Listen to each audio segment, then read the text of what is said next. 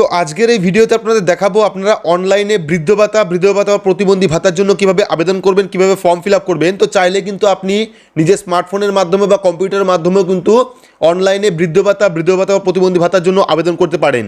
যদি আপনি স্মার্টফোনের মাধ্যমে আবেদন করতে চান সেক্ষেত্রে আপনারা কী করবেন, প্লে স্টোর থেকে উমাং অ্যাপ ডাউনলোড করে নেবেন এবং যদি আপনারা ওয়েবসাইটে করতে চান সেক্ষেত্রে umang.gov.in ওয়েবসাইটে গিয়ে কিন্তু আপনারা বৃদ্ধ ভাতা ও প্রতিবন্ধী ভাতার জন্য অনলাইন আবেদন করতে পারবেন।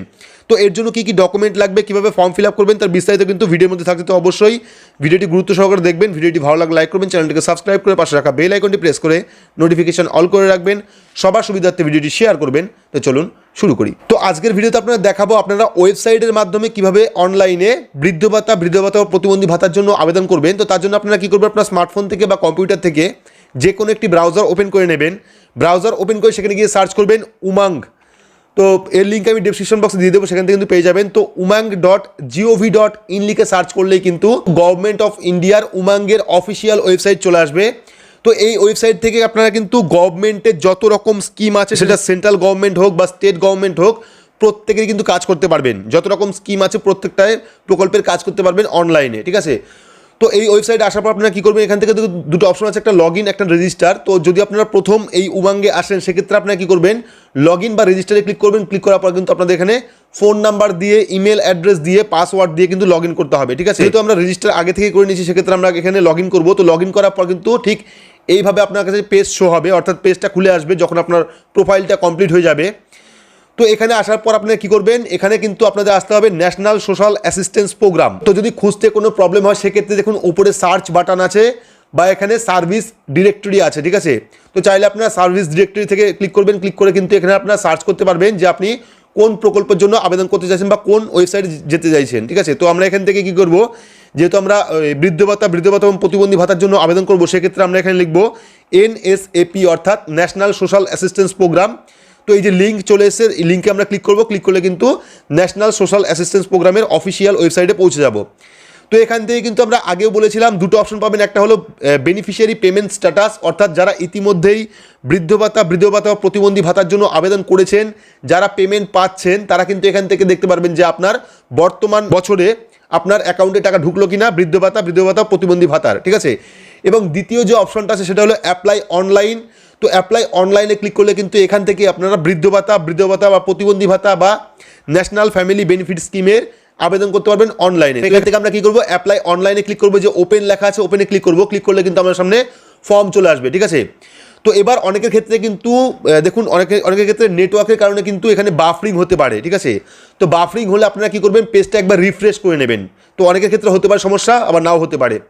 তো প্রথমে চলে যাচ্ছে স্কিম নেম। তো আমরা স্কিম নেম সিলেক্ট করবো। এখান থেকে দেখুন 4টে স্কিম আছে। একটা হলো Indira Gandhi national disability pension অর্থাৎ প্রতিবন্ধী ভাতা, তারপরটা আছে Indira Gandhi national old age pension অর্থাৎ বৃদ্ধ ভাতা, তারপর চলে এসছে Indira Gandhi national widow pension অর্থাৎ বৃদ্ধ ভাতা, এবং তারপর চলে এসছে NFBS অর্থাৎ ন্যাশনাল ফ্যামিলি বেনিফিট স্কিম। তো আমরা প্রথমে দেখবো ওল্ড এজ পেনশন অর্থাৎ বৃদ্ধ ভাতার জন্য আবেদন করবো। তো সেখান থেকে আমরা কী করবো, এখানে Indira Gandhi national old age পেনশনের দ্বিতীয় অপশনটা সেখানে ক্লিক করবো। ক্লিক করার পর এখানে কিন্তু চলে যাবে স্টেট অর্থাৎ রাজ্য। তো এখান থেকে রাজ্য ওয়েস্ট বেঙ্গল সিলেক্ট করে নেবো। সিলেক্ট করার পর আবার চলে আসবে ডিস্ট্রিক্ট। তো এখানে দেখুন এই যে লেখা আছে ও, দেখুন একটা অপশন চলে আসছে, পপ আপ শো করছে যে এটা কিন্তু please try after some time করতে বলছে, অর্থাৎ সার্ভিস বর্তমানে আনঅ্যাভেলেবেল আছে। যদি আপনাদের সামনে এরকম কোনো অপশন আসে সেক্ষেত্রে আপনারা কী করবেন, এটা ক্লোজ করে দেবেন। ক্লোজ করে এখানে একবার রিফ্রেশ করে নেবেন, ঠিক আছে। রিফ্রেশ করলেই কিন্তু পেজটা পুরোনায় ওপেন হয়ে যাবে এবং এখান থেকে আপনারা কাজ করতে পারবেন। যদি কোনো সময় আপনাদের দেখায় যে পেজ নট ফাউন্ড বা আপনার যদি নেটওয়ার্কের কারণে কোনো সমস্যা হয় সেক্ষেত্রে রিফ্রেশ করে নেবেন।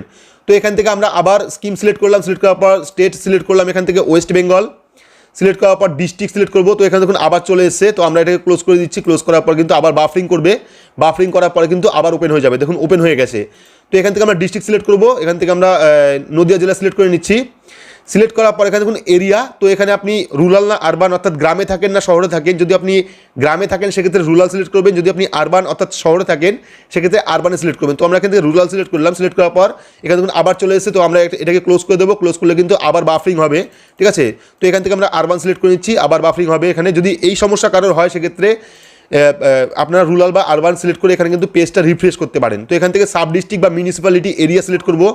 তো এখান থেকে আমরা শান্তিপুর সিলেক্ট করে নিচ্ছি। সিলেক্ট করার পর এখানে গ্রাম পঞ্চায়েত বা ওয়ার্ড নাম্বার, ঠিক আছে। তো এখানে দেখুন আবার চলে এসছে ward list is not available. তো আমরা এটাকে ক্লোজ করে দিচ্ছি। আবার ক্লোজ করার পর এখানে শান্তিপুর মানে ডিস্ট্রিক্টটা চেঞ্জ করে দেবো, চেঞ্জ করার পরে আবার আমরা কী করবো শান্তিপুর সিলেক্ট করে নেবো। সেক্ষেত্রে কিন্তু পেজটা রিফ্রেশ হয়ে যাবে এবং পরবর্তী অপশনটা কিন্তু খুলে যাবে, ঠিক আছে। তো এখানে বারবার রিফ্রেশ করার পরে কিন্তু পরবর্তী গ্রাম পঞ্চায়েত বা ওয়ার্ড নাম্বার চলে এসেছে অপশনটা। তো এখান থেকে আমরা গ্রাম পঞ্চায়েত বা ওয়ার্ড সিলেক্ট করবো। যারা গ্রামে থাকেন তারা গ্রাম পঞ্চায়েত সিলেক্ট করে নেবেন, যারা ওয়ার্ডে থাকেন তারা ওয়ার্ড নাম্বার সিলেক্ট করবেন। তো আমরা এখান থেকে বেলঘরিয়া 1 সিলেক্ট করলাম। সিলেক্ট করার পর এখানে ভিলেজ অর্থাৎ গ্রামের নাম, তো এখান থেকে আপনারা গ্রামের নাম কিন্তু পেয়ে যাবেন। এখান থেকে নং 2 নতুন ফুলিয়া চলে এসেছে, আমরা এটা সিলেক্ট করলাম। সিলেক্ট করার পর এখানে হ্যাবিটেশন, তো আবার দেখুন এই অপশনটা আসছে। তো আমরা কী করবো এখান থেকে আবার ভিলেজ চেঞ্জ করে দেবো, ঠিক আছে।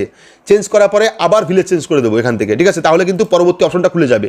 তো দেখুন এখানে কিন্তু এই দেখাচ্ছে এরর দেখাচ্ছে। তো আমরা এখান থেকে আবার চেঞ্জ করবো ভিলেজটা, তাহলে দেখুন পরবর্তী পয়েন্টটা খুলে আসবে, মানে পরবর্তী অপশনটা খুলে যাবে। তো যেহেতু আমরা নং 2 নতুন ফুলিয়া সিলেক্ট করবো, সেক্ষেত্রে নং 2 নতুন ফুলিয়া সিলেক্ট করলাম। সিলেক্ট করার পরে এখানে দেখুন পরবর্তী হ্যাবিটেশনটা অপশনটা খুলে গেছে, ঠিক আছে। যতবার যদি কোনো প্রবলেম হয় ততবারই আপনারা রিফ্রেশ করবেন, তাহলে কিন্তু খুলবে। অনেকে বলতে পারে যে পেজটা রিফ্রেশ হচ্ছে না, সেক্ষেত্রে আপনারা চাইলে ভিলেজ চেঞ্জ করতে পারেন, চেঞ্জ করে আবার পুরোনো চেঞ্জ করতে পারেন, বা এরিয়া আবার চেঞ্জ করতে পারেন, পুরোনো চেঞ্জ করতে পারেন। অর্থাৎ পরবর্তী অপশন যদি না খোলে সেক্ষেত্রে আগের অপশনটা আপনারা চেঞ্জ করতে থাকবেন।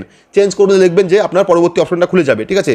এটা হলো ওয়েবসাইটে কিছু টেকনিক্যাল কারণে হয়ে থাকে। তো হ্যাবিটেশন আমরা সিলেক্ট করবো এখান থেকে নং 2 নতুন ফুলিয়া মাঠপাড়া। তারপরে নেম অর্থাৎ যিনি বেনিফিশিয়ারি তার নামটা লিখবেন এখানে, যার নামে আপনি বৃদ্ধ ভাতার জন্য আবেদন করবেন তার নামটা এখানে লিখবেন। লেখার পর তার পরের অপশন চলে এসেছে এখানে ফাদার বা হাজব্যান্ড নেম। তো এখানে ফাদার বা হাজব্যান্ড নেম লিখে দেবেন, অর্থাৎ যিনি আবেদন করছেন তার বাবা অথবা স্বামীর নাম, ঠিক আছে। তো লিখে দেওয়ার পর জেন্ডার অর্থাৎ যিনি আবেদন করছে সে মেল না ফিমেল না আদার্স সেটা সিলেক্ট করবেন। তো আমি এখান থেকে মেল সিলেক্ট করছি। সিলেক্ট করার পর ডেট অফ বার্থ, তো এখানে যে ক্যালেন্ডার অপশনটা আছে সেখানে ক্লিক করবেন। ক্লিক করলে কিন্তু আপনার সামনে ক্যালেন্ডার ওপেন হয়ে যাবে। তো প্রথমে এখান থেকে আপনারা বছর সিলেক্ট করবেন, ইয়ার। তো আমরা এখান থেকে বছর সিলেক্ট করে নিচ্ছি। সিলেক্ট করার পর এখানে চলে আসবে মান্থ, তো এখান থেকে আমরা মান্থ সিলেক্ট করছি অর্থাৎ মাস, তারপরে দিন, ঠিক আছে। সিলেক্ট করলে কিন্তু অটোমেটিকলি এখানে ডেট অফ বার্থটা চলে আসবে। তো ডেট অফ বার্থটা কিন্তু আপনারা আধার কার্ড দেখে কিন্তু এখানে দেবেন, ঠিক আছে। আধার কার্ড দেখে আধার কার্ডে যে ডেট অফ বার্থটা আছে সেটা দেখে কিন্তু দেবেন, ঠিক আছে। দেওয়ার পর এখানে এজ দেখুন অটোমেটিকলি চলে এসেছে 73 বছর। যেহেতু আমরা আধার কার্ড দেখে এখানে বয়স সিলেক্ট করেছি ডেট অফ বার্থ, সেক্ষেত্রে কিন্তু অটোমেটিকলি ক্যালকুলেট করে 73 বছর চলে এসেছে। তো এখানে কাস্ট আছে, যদি আপনারা কাস্ট হিসাবে আবেদন করতে চান অর্থাৎ SC ST OBC বা জেনারেল, সেক্ষেত্রে প্রত্যেক কাস্টেই কিন্তু এখানে আবেদন করতে পারবেন। তো এখানে যদি কাস্ট না ওপেন হয় সেক্ষেত্রে আপনারা মেল বা জেন্ডার চেঞ্জ করবেন, সেক্ষেত্রে কিন্তু কাস্টের অপশন চলে আসবে, ঠিক আছে। আসার পর কাস্টে কিন্তু স্টার মার্ক দেওয়া আছে, সেক্ষেত্রে কিন্তু কাস্ট আপনাদের অবশ্যই দিতে হবে। তো দেওয়ার পর আপনারা কী করবেন নেক্সট অপশনে ক্লিক করবেন। তো নেক্সট অপশনে ক্লিক করলে কিন্তু আপনার সামনে অ্যাকাউন্ট ডিটেলস চলে আসবে, ঠিক আছে। তো অ্যাকাউন্ট ডিটেলসে কী আছে বেনিফিশিয়ারি নাম্বার। তো বেনিফিশিয়ারি নাম্বার না দিলেও কিন্তু চলবে, যদি আপনারা দিতে চান সেক্ষেত্রে ব্যাংকের অ্যাকাউন্ট নাম্বার দিতে পারেন, না থাকলে বেনিফিশিয়ারি নাম্বার দেওয়ার কোনো রকম দরকার নেই, ঠিক আছে। তারপরে মোবাইল নাম্বার কিন্তু অবশ্যই লাগবে, অর্থাৎ যে মোবাইল নাম্বারটা বর্তমান আপনার খোলা আছে বা যে মোবাইল নাম্বারে OTP পাঠাতে পারবে সেই মোবাইল নাম্বারটা কিন্তু দেবেন। দেওয়ার পর পেমেন্ট মুড অর্থাৎ টাকাটা যে বৃদ্ধ ভাতা বা প্রতিবন্ধী ভাতার টাকাটি আপনি নেবেন, সেই টাকাটি আপনি ব্যাংকে নেবেন না ক্যাশ নেবেন না পোস্ট অফিস অ্যাকাউন্টে নেবেন না পোস্ট অফিস মানি অর্ডারে নেবেন, সেক্ষেত্রে কিন্তু 4টে অপশন পেয়ে যাচ্ছেন আপনি। যদি আপনারা ব্যাংক সিলেক্ট করেন সেক্ষেত্রে কিন্তু প্রথমে আপনাদের দেখুন প্রথমে চলে এসেছে do you know bank IFS code number, অর্থাৎ যদি আপনারা ব্যাংকের IFS কোড নাম্বার জেনে থাকেন সেক্ষেত্রে আপনি এখানে ইয়েস করবেন, যদি না জেনে থাকেন সেক্ষেত্রে নো করে দেবেন। নো করার পর ব্যাংকের IFS কোড নাম্বার দেবেন বা ব্রাঞ্চের নাম দেবেন, দেওয়ার পর স্টেট অর্থাৎ রাজ্য দেবেন ব্যাংকের, দেওয়ার পর ডিস্ট্রিক্ট সিলেক্ট করবেন ব্যাংকটি কোন জেলায় অবস্থিত, দেওয়ার পর এখানে ব্যাংকের নাম অর্থাৎ যে ব্যাংকে আপনার অ্যাকাউন্ট আছে সেই ব্যাংকের নাম দেবেন, দেওয়ার পর ব্যাংকের ব্রাঞ্চের নাম কি আছে ব্যাংকের ব্রাঞ্চের নাম দেবেন, দেওয়ার পর ব্যাংক টাইপ কিন্তু এখানে দুটো আছে, একটা হলো কোঅপারেটিভ একটা হলো প্রাইভেট, ঠিক আছে। তো এখান থেকে চাইলে আপনারা কোঅপারেটিভ বা প্রাইভেট সিলেক্ট করতে পারেন। সিলেক্ট করার পর bank post office account number, তো সবার শেষে কিন্তু আপনাদের ব্যাংকের যে অ্যাকাউন্ট নাম্বার আছে বা পোস্ট অফিসের যে অ্যাকাউন্ট নাম্বারটি আছে সেই অ্যাকাউন্ট নাম্বারটা কিন্তু দিয়ে দেবেন। দিয়ে দেওয়ার পর এখানে নেক্সট অপশনে ক্লিক করবেন। তো নেক্সটে ক্লিক করার পর আপনার সামনে চলে আসবে আধার ভেরিফিকেশন। তো এখানে কিন্তু যিনি আবেদন করছেন তার কিন্তু অবশ্যই আধার কার্ড থাকতে হবে। তো প্রথমে দেখুন এখানে অ্যাজ পার নেম আধার, অর্থাৎ আধার অনুযায়ী আপনার নামটি কি আছে হুবহু কিন্তু সেই নামটি লিখবেন, অর্থাৎ আধার কার্ডে যে নামটি আছে আপনার সেই নামটি লিখবেন। লেখার পর বড় হাতে লিখবেন, সম্পূর্ণ ফর্মটা আপনারা বড় হাতের ফিল আপ করবেন, ঠিক আছে। ফিল আপ করার পর এখানে আধার কার্ড নাম্বার অর্থাৎ যিনি আবেদন করছেন তার আধার কার্ড নাম্বারটি দেবেন এখানে। দেওয়ার পর এখানে আপলোড ফটো, তো চাইলে আপনারা আধার কার্ডটি স্ক্যান কপি করতে পারেন, অর্থাৎ ক্যাম স্ক্যানার দিয়ে হোক বা প্লে স্টোরে আপনারা প্রচুর স্ক্যানারের অ্যাপ পেয়ে যাবেন, সেখান থেকে আপনারা চাইলে আধার কার্ডটি স্ক্যান করতে পারেন, সেই কপি আপলোড করতে পারেন বা আপনারা ছবি তুলেও কিন্তু আপলোড করতে পারেন। ম্যাক্স কিন্তু 50 KB, ঠিক আছে, অর্থাৎ হাইয়েস্ট 50 KBর মধ্যে কিন্তু ফাইলটা হতে হবে, অর্থাৎ ছবিটা হতে হবে এবং ফরম্যাট আছে JPEG এবং PNG ফরম্যাটে। তো চাইলে আপনারা 3টি ফরম্যাটের মধ্যে 50 KBর মধ্যে কিন্তু আপনাদের আধার কার্ডটি আপলোড করতে হবে। তো আপলোড করার জন্য আপনি কী করবেন, এখানে আপলোডে ক্লিক করবেন। ক্লিক করলে আপনার ফোল্ডার ওপেন হয়ে যাবে। যে ফোল্ডারে আপনার আধার কার্ডের ছবিটা আছে সেই ছবিটা, আধার কার্ডের ছবিটা কিন্তু এখানে আপলোড করে দেবেন। তো আপলোড করার পর এখানে দেখুন তিনটে অপশন পাবেন, একটা হলো রিসেট, একটা হলো প্রিভিউ, একটা হলো সাবমিট। তো যদি আপনারা চাইছেন যে পুরো ফর্মটা রিসেট করে দেবেন অর্থাৎ মুছে দেবেন, সেক্ষেত্রে রিসেটে ক্লিক করতে পারেন। যদি আপনার প্রিভিউতে ক্লিক করেন সেক্ষেত্রে কিন্তু দেখতে পারবেন যে আপনি যে ফর্মটা ফিল আপ করলেন সেই ফর্মটা আপনি দেখতে পারবেন এবং দেখে বুঝতে পারবেন যে কোনো জায়গায় আপনার ভুল আছে কি না। যদি কোনো জায়গায় ভুল থাকে সেক্ষেত্রে কিন্তু আপনি সেই জায়গাটা কারেকশন করতে পারবেন সঙ্গে সঙ্গে। যদি আপনারা সাবমিটে ক্লিক করেন সেক্ষেত্রে কিন্তু ফর্মটা পুরোপুরি সাবমিটেড হয়ে যাবে এবং আপনাকে কিন্তু একটা অ্যাকনোলেজমেন্ট নাম্বার পাঠিয়ে দেবে। তো এখান থেকে চাইলে আপনারা রিসেট করতে পারেন বা প্রিভিউ করতে পারেন বা সাবমিট করতে পারেন। তো সাবমিট করার সঙ্গে সঙ্গে কিন্তু আপনার ফোনের মধ্যে একটি অ্যাকনোলেজমেন্ট নাম্বার এবং আপনার স্ক্রিনেও কিন্তু একটা অ্যাকনোলেজমেন্ট নাম্বার শো করবে। তো এখানে কিন্তু আমাদের অ্যাপ্লিকেশন নাম্বার পাঠিয়ে দিয়েছে, অর্থাৎ আমাদের কিন্তু অ্যাপ্লিকেশন সাকসেসফুলি সাবমিটেড হয়ে গেছে। এখানে দেখুন অ্যাপ্লিকেশন নাম্বার দিয়ে দিয়েছে শ্রী বা শ্রীমতী GNOAPS অর্থাৎ Indira Gandhi national old age pension is registered, please note for your future reference. তো এখানে যে নাম্বারটা আছে অর্থাৎ অ্যাপ্লিকেশন নাম্বার, সেই নাম্বারটা চাইলে আপনারা স্ক্রিনশট করে রাখতে পারেন বা লিখে রাখতে পারেন, যাতে পরবর্তীকালে কিন্তু আপনারা এই নাম্বার দিয়ে স্ট্যাটাস চেক করতে পারবেন। ঠিক আছে। তো এবার যদি আপনারা চাইছেন যে বিধবা ভাতার জন্য আবেদন করবেন, সেক্ষেত্রে আপনারা কী করবেন, অ্যাপ্লাই অনলাইনে ক্লিক করবেন।